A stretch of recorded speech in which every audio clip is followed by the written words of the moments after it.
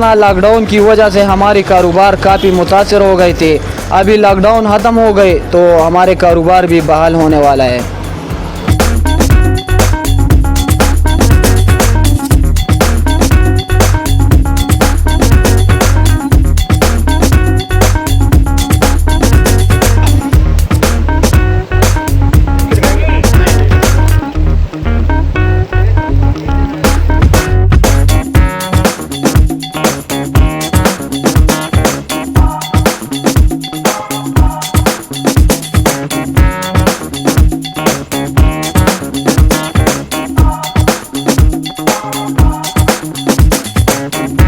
जी अस्सलाम वालेकुम जी, हम लोग लाहौर से आए हैं जनाब और